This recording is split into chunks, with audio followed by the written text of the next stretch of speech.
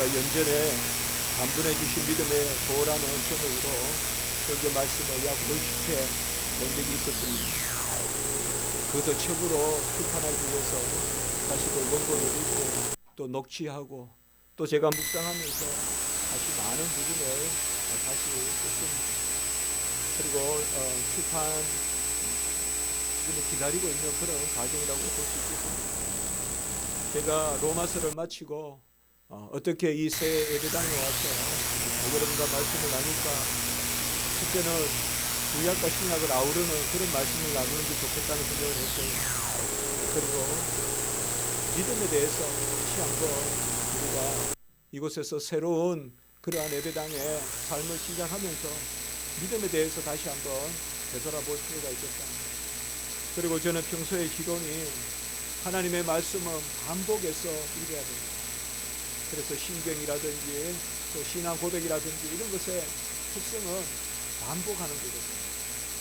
아침이나 밤이나 들어가나 나오나 위아로 말씀을 묵상하는 그 정신입니다. 그래서 다시 어떤 구약의 말씀을 기술할까 하다가 금요 기도 설교회 때 출애굽 기도 말씀을 나누고, 수요일 날은 교리 강론으로 그렇게 수요 예배를 드리고, 또 주일 새벽은 옥중서신 지금 계속하고 있는 그 말씀, 그리고 주일 오후에는 2주에 한 번씩 우리 남상수 목사님과 번갈아 그렇게 설교를 하게 되는데, 그때는 기독교의 진리를 또 여러분과 나누어 보고자 하는 그런 마음이 있습니다. 기독교 진리를 1차로 먼저 16주제를 매주 한 주제씩 살펴보고, 그리고 1차로 그것이 끝이 나면 우리가 본격적으로 이 지역을 전도할 생각입니다. 그리고 제가 기독교의 진리가 16주 만에 끝이 나면 한 구절 한 구절 106구절을 106주간 제가 설교해 보고 싶은 그런 마음이 있습니다. 그래서 그것도 역시 잘 엮어서 책이 된다면 책이 될 수 있을 것이라고 생각합니다. 제가 이번 주에 웨스트민스터 신앙 고백서에 관한 책들을 좀 쭉 살펴봤는데요. 보니까 A.A. 하치가 설교한 내용이 책에 많이 들어있더라고요. 그래서 저도 그 생각을 했습니다.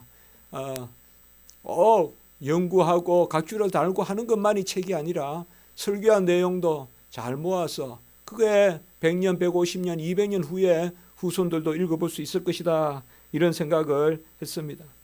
오늘은 미쁘심을 믿음이라는 제목으로 그 첫 설교, 단번에 주신 믿음의 도 시리즈의 첫 설교로 오늘 우리가 아브라함과 이 사라의 믿음에 대해서 살펴보고자 합니다.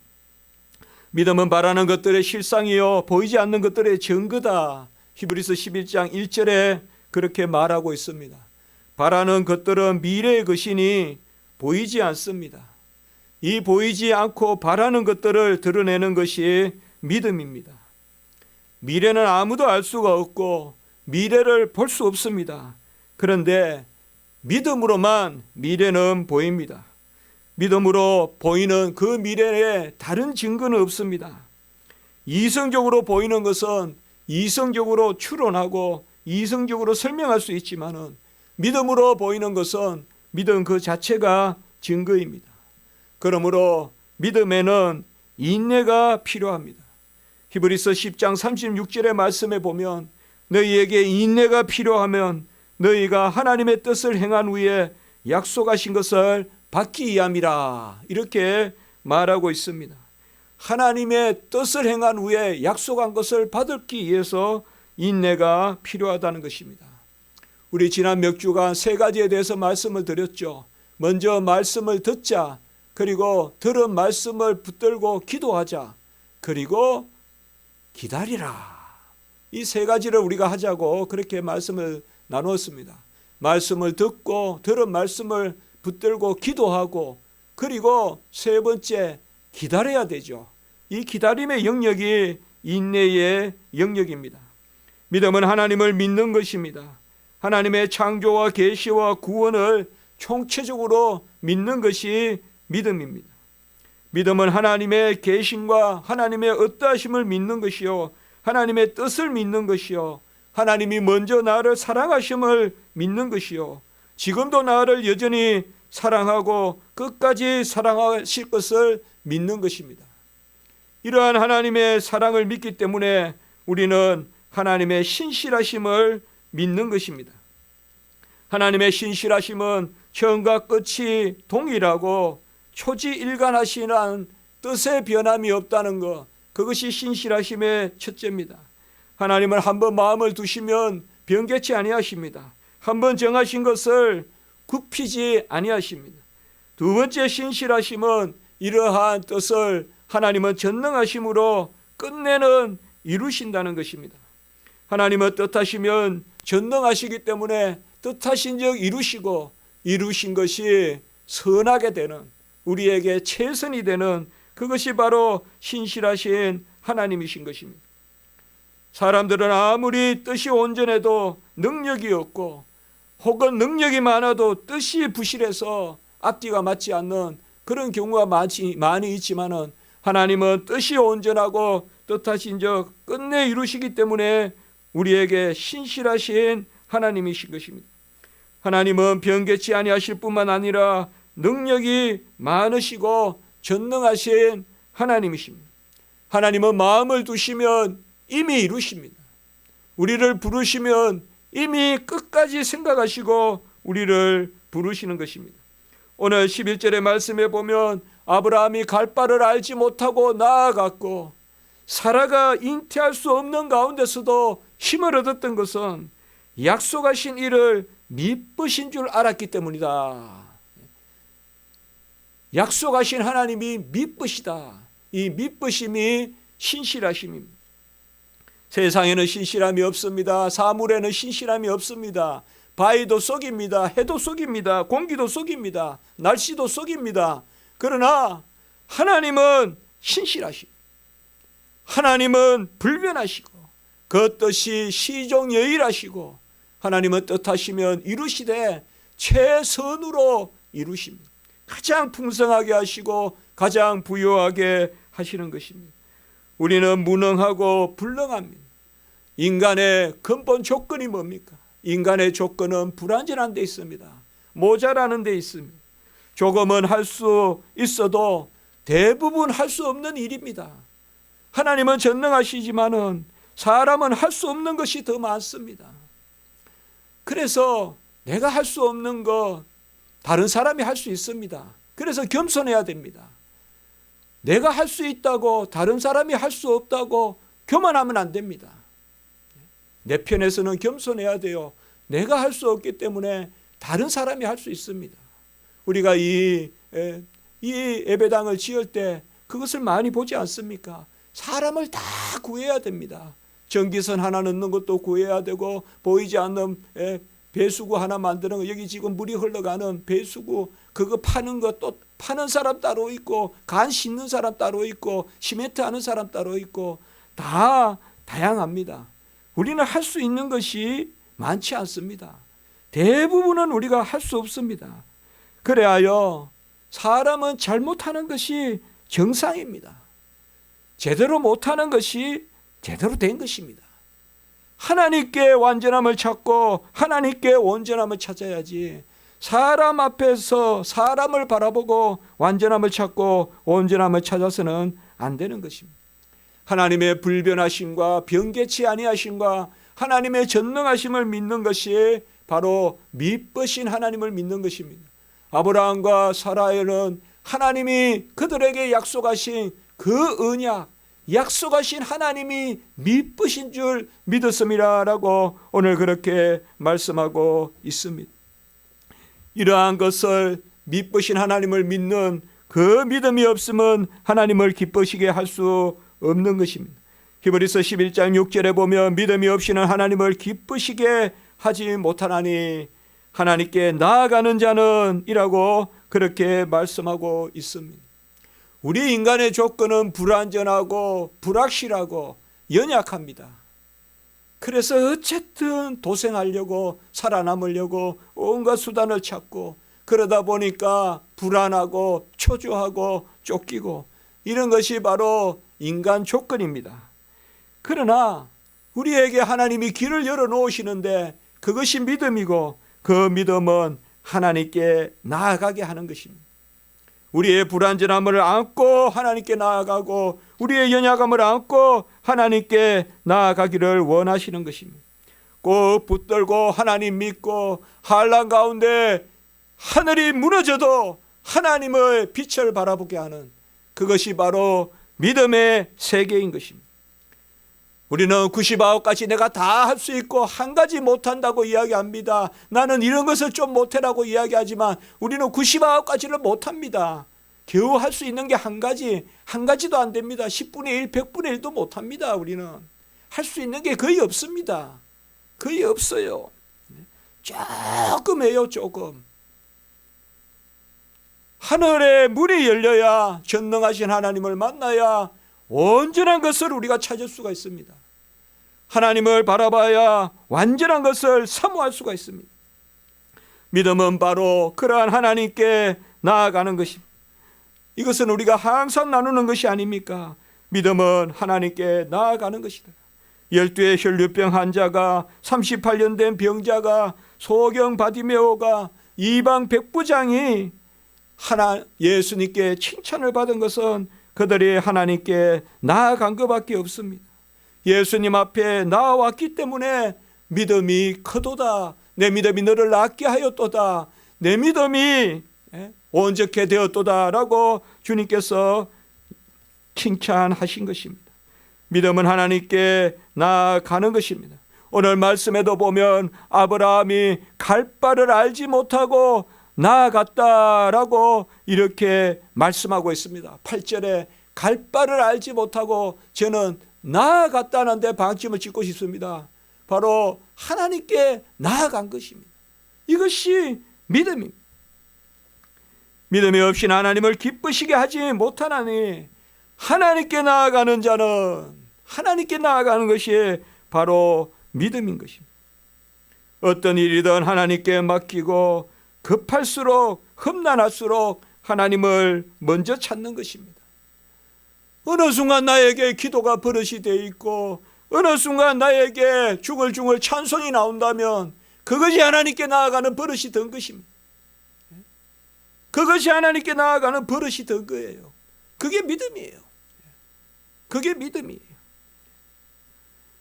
가장 큰 믿음은 가장 나아갈 수 없을 때 나아가는 것. 그것이 바로 큰 믿음입니다.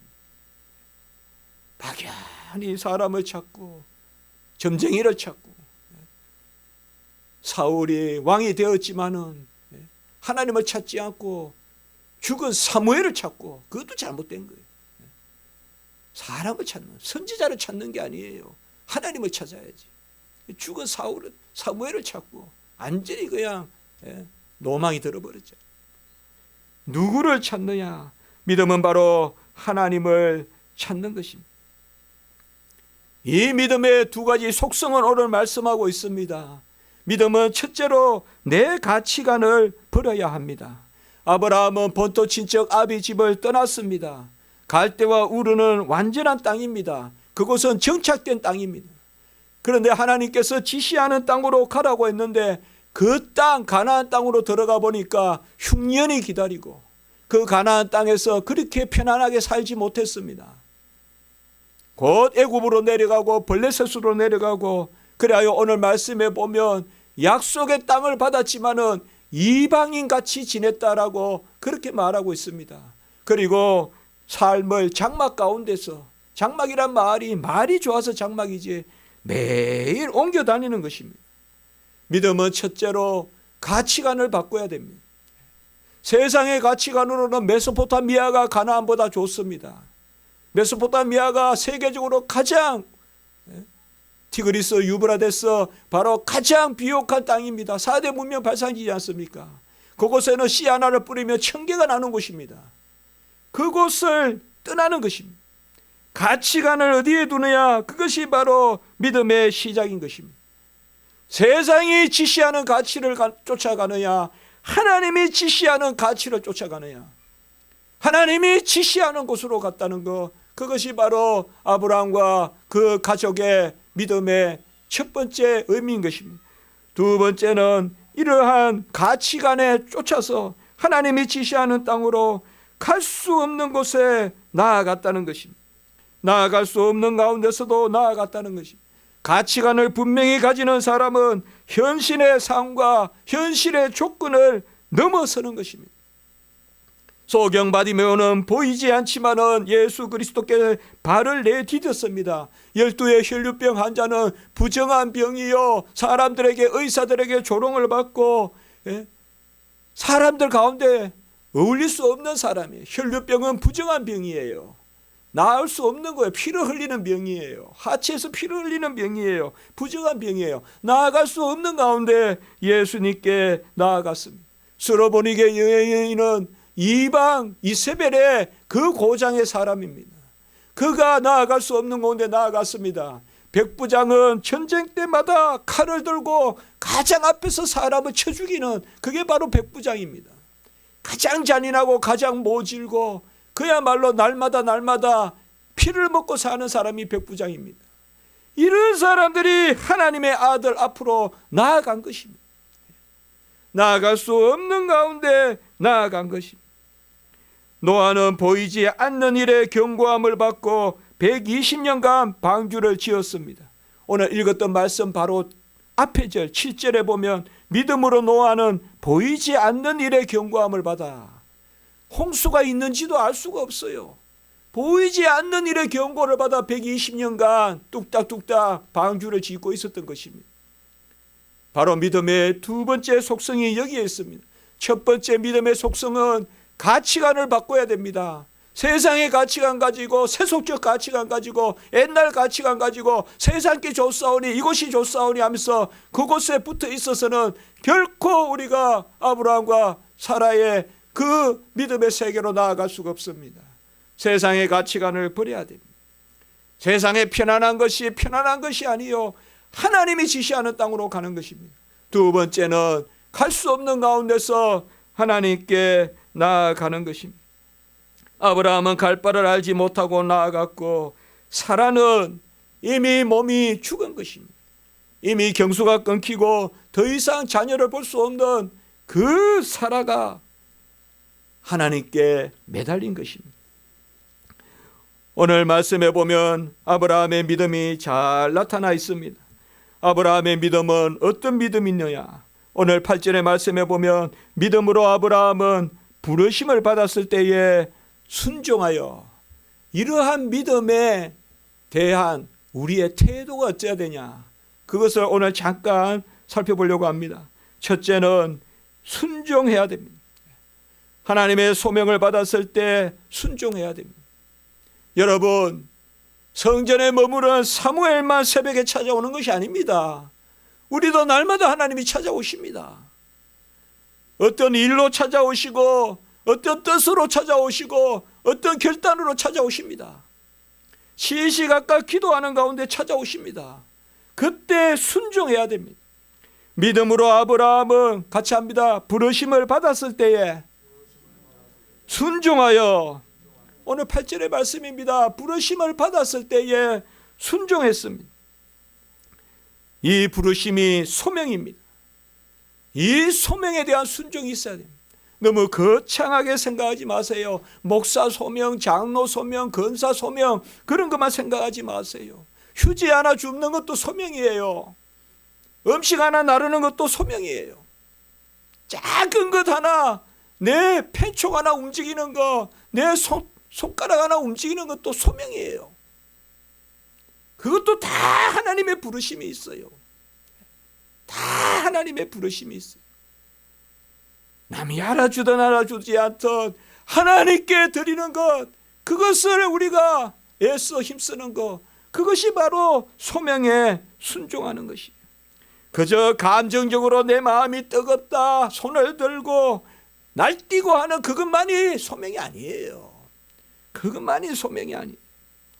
환경적으로, 여건적으로, 총체적으로 그때그때 하나님이 우리에게 명하시고, 하나님이 우리에게 손을 잡으시고, 하나님이 우리에게 요구하십니다.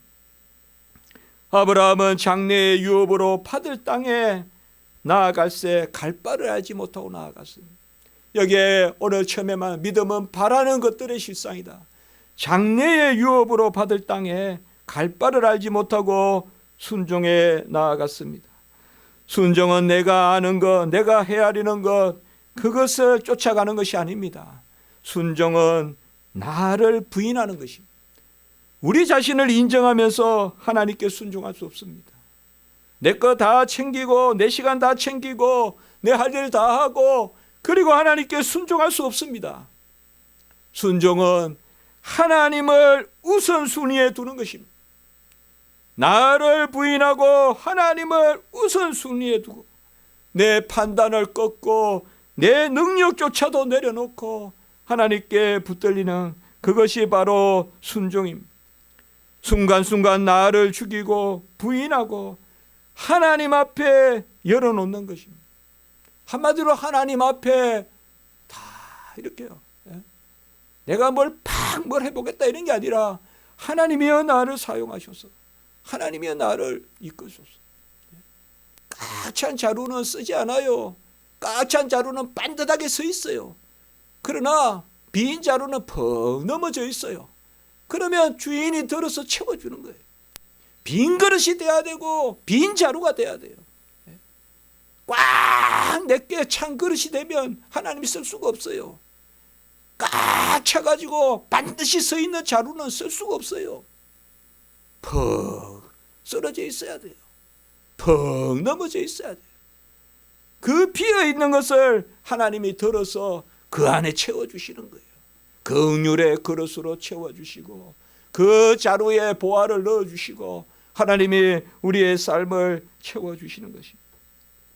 순종은 다른 것이 아닙니다. 습관을 쫓는 것이 아니라 다른 사람의 지시를 받는 것이 아니라 성령의 감동에 복종하는 것이 순종입니다. 성령의 감동에 복종하는 것이 순종이야. 그러므로 순종은 깨어 있어야 됩니다. 순종해야 능력이 있습니다. 순종해야 머리가 됩니다. 잘 나서고 잘 내 주장한다고 내 거 잘 조리 있게 프레젠테이션 한다고 능력이 생기는 게 아닙니다. 하나님 앞에 자루같이 쭈글쭈글 그냥 그게 돼야 됩니다. 우리 교회에 제가 그런 대화를 한 중에 그런 말을 한 적이 있습니다. 우리 십자가지기 교회 썩어야 됩니다. 우리 십자가지기 교회 썩어야 돼요. 썩어야 열매를 맺어요. 푸석해져야 돼요. 기도해야 됩니다. 기도해야 됩니다. 푸석해야 돼요. 받아들이는 거예요. 땅이 씨를 받아들이려면 푸석해야 돼요. 아스팔트는 예쁘고 매끌매끌하고 칭찬받을지 몰라도 생명의 역사는 일어나지 않아요. 푸석해야 됩니다.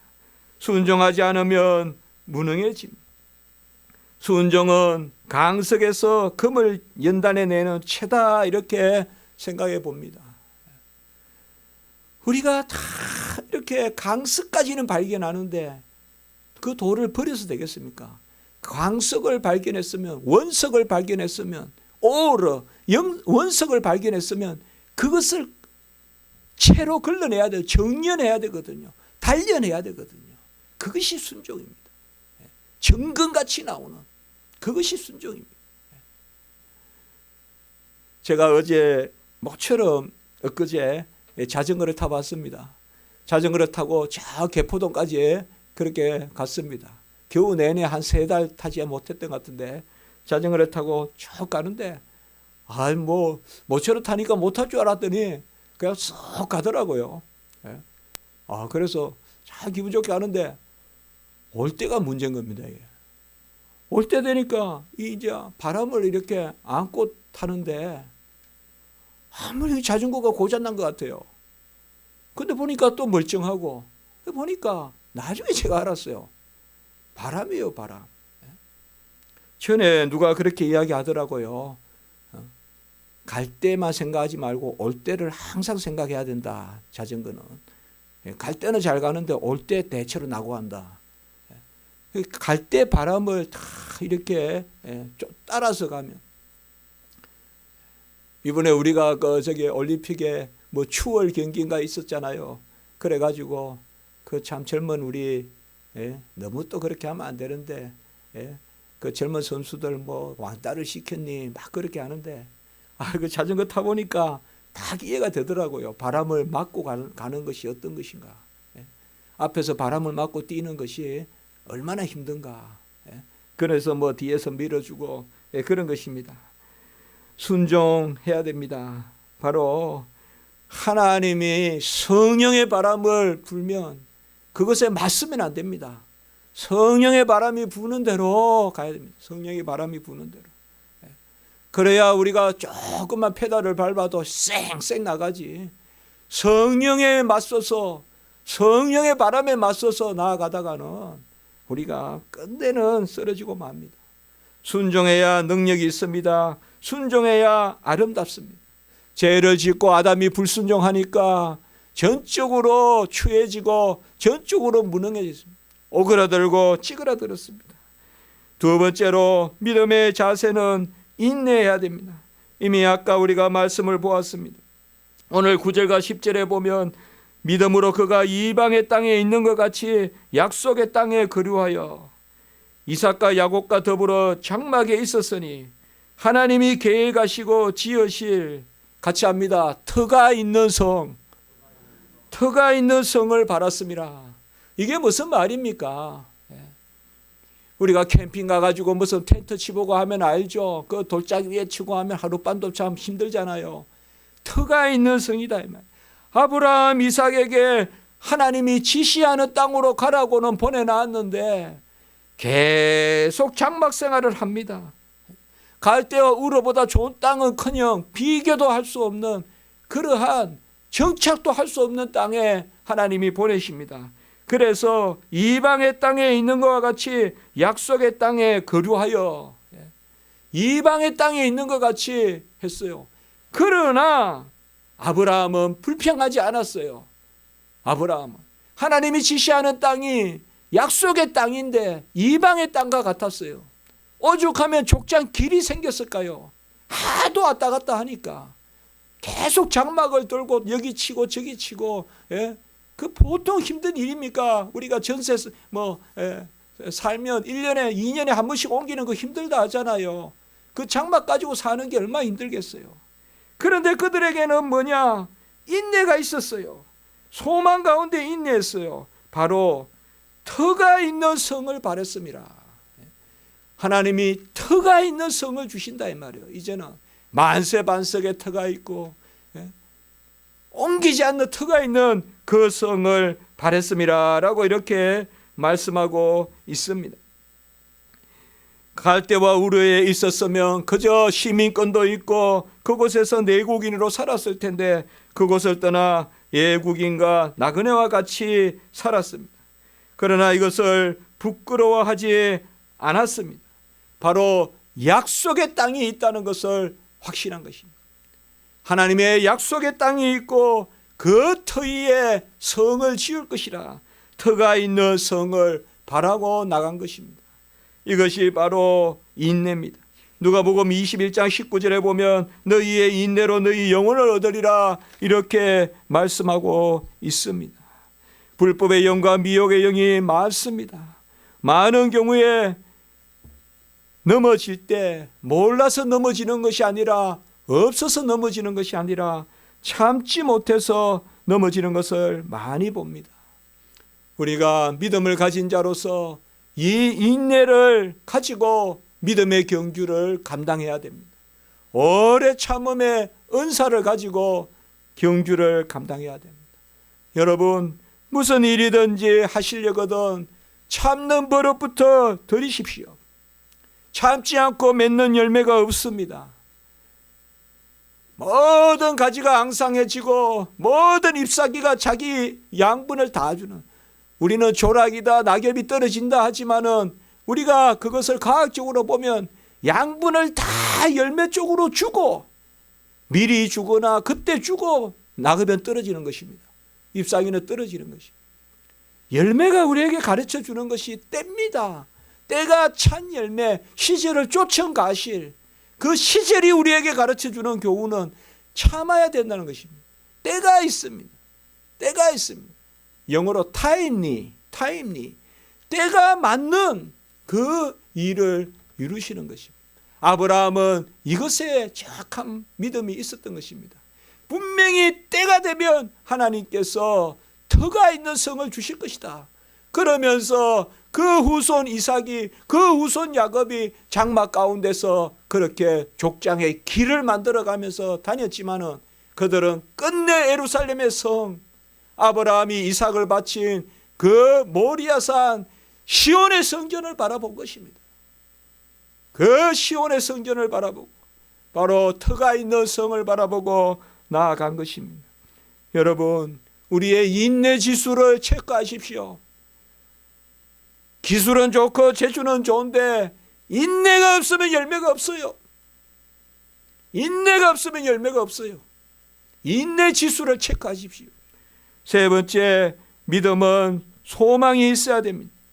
오늘 히브리서 11장 10절 금방 읽었지만은 하나님이 계획하시고 지으실 터가 있는 성을 바랐음이라 라고 이렇게 말씀하고 있습니다. 믿음은 미래형입니다. 소망이 없는 믿음은 죽은 믿음입니다. 우리가 아무리 젊다고 해도 소망이 없으면 하루살이에 불과한 것이요. 아무리 우리가 노년이고 늙었더라도 소망이 있다면 우리는 아직까지 청년인 것입니다. 성도는 과거형 인간이 되면 안 됩니다. 성도에게 있어서 과거는 감사의 영역이 되어야 됩니다. 말씀과 기도로 거룩해지니라. 모든 것을 감사하는 영역이 되어야 됩니다. 우리가 왜 과거에 대해서 감사하지 못합니까? 왜 과거에 대해서 해오하고 과거에 대해서 콤플렉스를 가지고 과거가 왜 우리에게 병이 됩니까?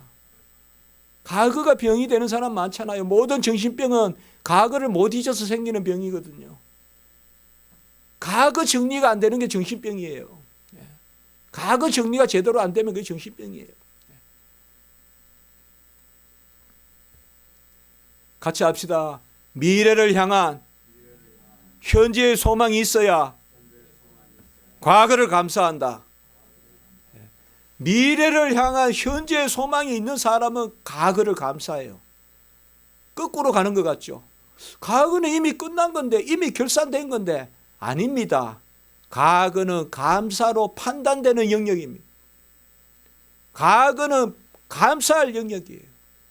미래에 대한 현재의 소망을 가진 사람은 과거를 감사해요. 과거를 감사하지 않는 사람은, 역으로 말하면 미래에 대한 현재의 소망이 없는 사람은 과거를 감사하지 않아요. 미래에 대한 아무 계획도 없고 그것을 지금 소망하지도 않는 사람은 과거만 불평하는 거예요. 과거만 불평하는 거예요. 미래의 소망을 가지고 그 현재의 미래의 소망을 가지고, 믿음은 바라는 것들의 실상이요 보이지 않는 것들의 증거. 여러분, 우리의 인생이 풀꽃과 같으면 어때요? 내가 꽃 한 송이를 피우겠다. 그러한 소망이 현재에 있다면 과거의 내 어려움, 과거의 내 역경 감사할 수 있다고요. 감사할 수 있다고요. 제가 설교문에 이렇게 적으면서 참 정말 은혜가 되더라고요. 미래를 향한 현재의 소망이 있어야 과거를 감사한다. 같이 한번 해봅시다. 미래를 향한 현재의 소망이 있어야 과거를 감사한다. 지금 막 부지런하고 지금 미래를 하고 뭐 큰일 안 해도 돼요. 큰일 안 해도 돼요. 큰일 안 해도 돼요. 우리 어릴 때로 말하면 우리 시골의 아주머니가, 우리 어머니 같은 분들이 내년에는 소망이 있다. 뭐냐? 콩나물 2시루를 내년에는 시장에 판다 이거예요. 시루라 그러면 우리 마리아는 잘 모를 텐데 이렇게 둥그란 단지예요. 거기 집에서 콩나무가 잘 자라거든요. 콩나물. 그래서 콩을 이렇게 해가 따뜻하게 하면 콩나물이 나잖아요. 내년의 소망이 뭐냐? 올해는 한 시루를 콩나물을 가지고 시장에 팔았는데 내년에는 콩나물 2시루를 하겠다. 그러면 있으면 그거 멋있지 않아요, 여러분? 그거 멋있지 않습니까, 정말? 어떻게 보면 가장 욕심이 많은 게 저일 수도 있는데 이제 조금씩 저도 배우는 것 같아요. 나이가 들수록 작은 것에 소망을 갖고 감사하는 거 있잖아요. 작은 것에. 미래에 대한 현재의 소망이 있는 사람은 과거를 감사해요. 그런 사람은 과거를 감사해요. 내가 내일 뭘 해보겠다는 사람은요, 그래서 지금 그걸 가지고 분주하게 움직이는 사람은 부모 원망 안 해요. 부모 원망 안 해요. 자기 자신이 소망도 없고 자기 자신이 아무 청사진도 없는 사람은 맨날 내가 왜 이런 가정에서 태어났니? 우리 부모는 어떻니? 내가 자랐던 환경이 어떻니? 맨날 이프절만 하는 거예요. 그게 아니에요.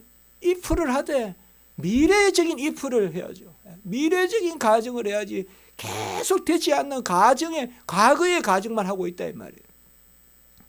바로 소망을 가져야 됩니다. 미래를 디자인하고 미래에 대한 하나님의 나와 함께 하신다 이 말이에요. 지금의 모습이 아름다운 거예요. 지금 노력하고 있으면 아름다운 거예요. 지금 기도하고 있으면 아름다운 거예요. 뭐 큰 것을 내가 기성경결 다 이루고 지금 이렇게 했으니 내가 크게 뭐가 돼야지. 그런 미래에 우리 성경에도 보면 내가 어느 곳에 가서 큰 이익을 남기리라 그렇게 계획하는 거 부질없다고 했잖아요. 그러나 저에게 도둑이 들면 어떡하겠냐. 바로 소망이 있어야 됩니다. 소망을 가지고 아브라함은 떠났습니다. 이 소망이 언약이고 이 소망이 영생이고 우리는 이러한 미래지향적인 믿음을 가져야 됩니다. 하나님이 계획하시고 지으실 성을 바라보고 아브라함은 나간 것입니다. 첫 번째는 순종이 있고 두 번째는 인내가 있고 세 번째는 소망이 있는 것입니다. 저도 우리 교회에 대한 소망, 저는 뭐 목회자라 가정의 소망도 있지만 교회의 소망이 많은데 참 그런 마음을 많이 주세요. 소망이 넘쳐요. 그런데 우리 교회에 뭐 얼마나 사람들이 까찬다 그거보다도 그것은 어떻게 보면 당연한 결과겠죠. 복음을 전하겠다는 소망이 많이 생겨요. 복음을 전하요. 오면서도 제가 마리아하고 저도 모르게 아빠는 이제 죽을 때까지 여기에서 말씀 전하다 죽을 거야. 전도하다 죽을 거야. 이 동네 전도할 거야. 그런 말이 나오는 거예요. 그게 소망이 생기더라고요. 그러니까 어제도 이게 이제 정말 처음으로 겨울에 우면산에 올라가 봤는데 제가 오늘 새벽에도 말씀을 드렸는데 전에는 그냥 올레길인가 둘레길 하면서 우면산만 왔다 갔다 했는데 이제는 그 옆에 집이 보이는 거예요. 이제는 저 집에 어떻게 전도지를 집어넣을까, 어떻게 저 집에 그리스도의 기독교의 진리를 할까. 하여튼 소망이 있습니다. 우리가 1000명에게 전도하고 10,000명에게 전도하고 한 생명이 천하보다 귀하다고 했는데 산을 사는 것보다 더 크다고 했는데 소망을 우리에게 주시는 것입니다. 히브리서 6장 19절의 말씀, 우리가 이 소망을 가지고 있는 것은 같이 합니다. 영혼의 닷 같아서 이렇게 이야기했습니다. 소망이 있어야 영혼의 닷이 놓이는 것입니다. 작은 거 하나도 소망하세요. 작은 거 하나도 소망하세요. 소망이 있어야 영혼의 닷이 놓이는 것입니다. 우리 다 소망거리 있어요. 그 소망이 영혼의 닷과 같아서. 닷이 뭡니까? 큰 배가 정착하는 때 닷을 내려야 되잖아요. 그 닷과 같다라고 이렇게 이야기했습니다. 순종과 인내와 소망, 이 세 가지가 우리에게 있어야 됩니다. 이것이 있으면 우리가 사라에게와 같이 잉태할 수 있는 힘이라도 얻습니다. 칼빈은 본문을 주석하면서 아브라함은 반은 죽은 상태요, 사라는 완전히 죽은 상태에 아이를 얻었다. 이렇게 좀 거칠게 주석해 놓고 있습니다. 사라는 완전히 여자의 경수가 끊어졌으니까 완전히 죽은 것이요, 아브라함은 반은 죽은 상태에서 하나님은 이삭을 주셨다라고 이렇게 말씀하고 있습니다. 잉태할 수 있는 힘을 주신다. 오늘 말씀 11절에 나오죠. 죽은 듯 방불한 그 여자가 잉태해서 오늘 마지막 절에 하늘의 별과 바다의 모래와 같이 그 후손들이 생육하였다, 이렇게 말씀하고 있는 것입니다. Nothing이 everything이 되는 그 역사입니다. 잉태할 수 있는 힘을 주셨어. 이것은 믿음이 있었기 때문에 일어난 역사인 것입니다. 그들이 소망하고 그들이 인내하고 그들이 순종하는 그 믿음이 있었기 때문에 하나님은 잉태할 수 있는 힘을 주신 것입니다.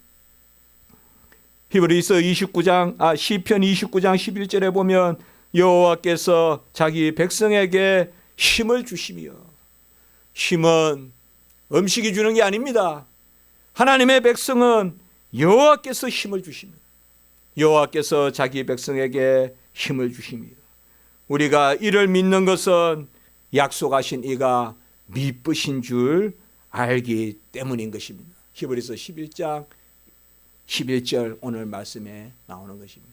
하나님은 미쁘심을 믿고 이 순종과 소망과 그리고 인내의 믿음으로 하나님이 주시는 경주를 경주하는 우리 주의 종들 되시기를 주님의 이름으로 축복합니다.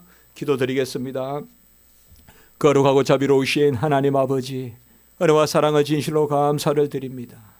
우리에게 믿음을 허락하시며 과거의 것을 미래의 소망으로 현재 감사하는 저희들이 되게 하시고, 우리가 믿음의 눈으로 온전케 하시는 하나님을 바라보며 끝내는 무별과 같이 바다의 모래와 같이 하나님이 우리를 통하여 이루시는 그 역사를 소망 가운데 바라보는 저희들이 되게 해주시고, 인생의 가치관 버리고 나를 부인하고 오직 하나님의 뜻에 순종하는 저희들이 되게 해주시옵소서.